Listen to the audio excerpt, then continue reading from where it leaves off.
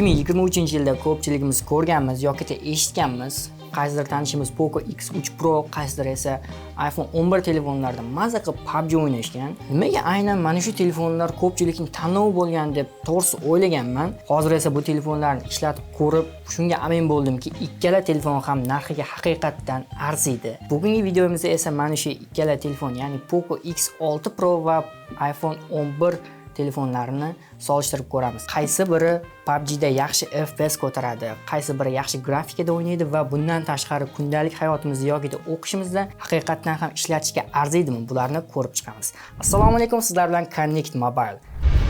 Audio Jungle.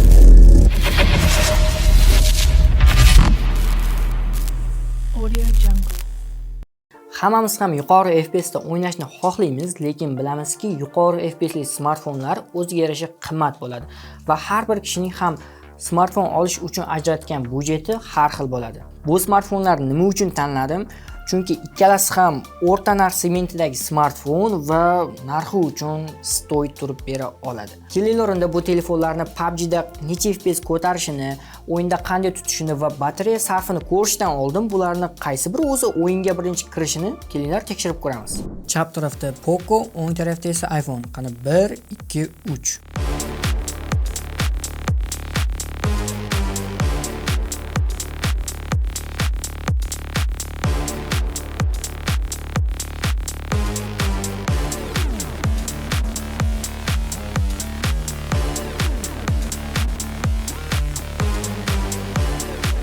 Mana o'zlaring ko'rib turibsizlar, iPhone Pocoga nisbatan bir necha soniya oldin o'yinga kirdi.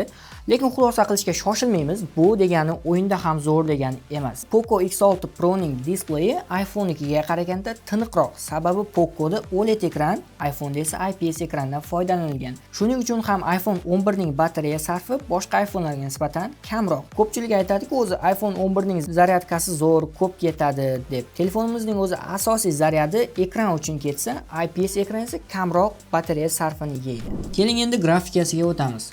Pocoda nastroykaga kirib, grafika bo'limiga o'tsak, bu joydan ko'rib turibmiz, Ultra HDR grafikani ham ochyapti. Eng past grafikada esa Extreme Plus, ya'ni 90 FPS da ochyapti.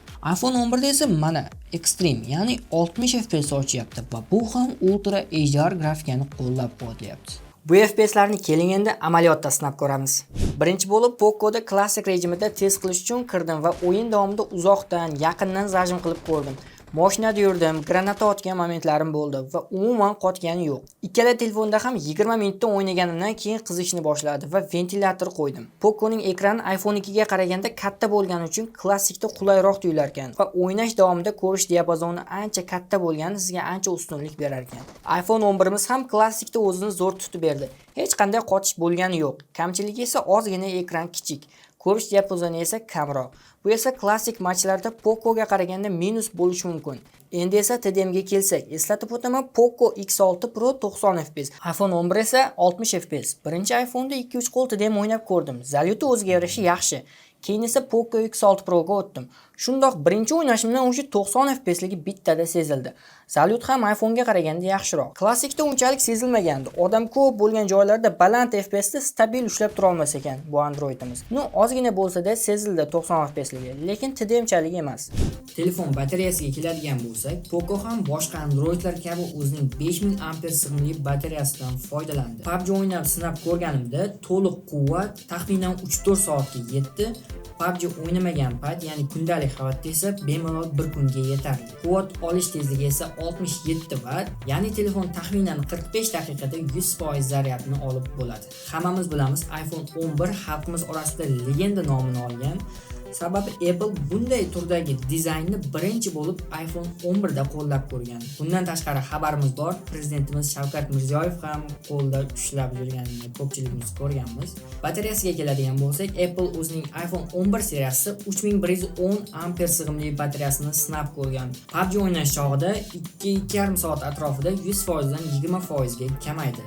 iPhonening quvvat olish tezligi esa 18 Watt, taxminan 1 soat 45 minut, 2 soatlarda 100% quvvat olib bo'ladi. Ikkala telefonda ham zapisni yoqib qo'ygandim. Agar siz kontent qilmoqchi bo'lsangiz va budjetingiz mana shu ikkita telefonga yetadigan bo'lsa, iPhone 11 olishni maslahat beraman. Sababi iPhone 11 zapisni Poco'ga qaraganda tiniqroq yozar ekan va hozirgi paytda bilasiz, kontentda kачество birinchi o'rinda turadi. Lekin minuslarga ham tayyor turishingiz kerak. Ekran kichik, batareyasi esa Poco'ga qaraganda почти 2 barobar tezroq ketadi. Agar siz telefonni kundalik hayotda ishlatsangiz va shunchaki do'stlaringiz bilan PUBG o'ynab tursangiz, Poco siz uchun ideal variant. Batareykasi zo'r, displey katta va bu PUBG dan tashqari kundalik ishlatishimizda ham juda katta qulaylik beradi. Va ikkala telefonni ham 2025-yilda o'z pulini oqlaydi deb bemalol ayta olaman. Narxiga keladigan bo'lsak, bizning Connect Mobile do'konimizda iPhone 11 ni holatiga qarab $200 dan $250 Poco X6 Pro ni esa A+, ya'ni ideal holatdagisini $250 dan $280 gacha topishingiz mumkin. Connect Mobile'da O'zbekiston bo'ylab dastavka ham mavjud. Bundan tashqari o'zimizning Telegram kanalimizga har kungi sotuvdagi telefonlarni tashlab boramiz. Albatta o'tib qo'ying. Bugungi videomiz shulardan iborat edi. Barchangizga xayr, doim FPS'ingiz yuqori bo'lsin.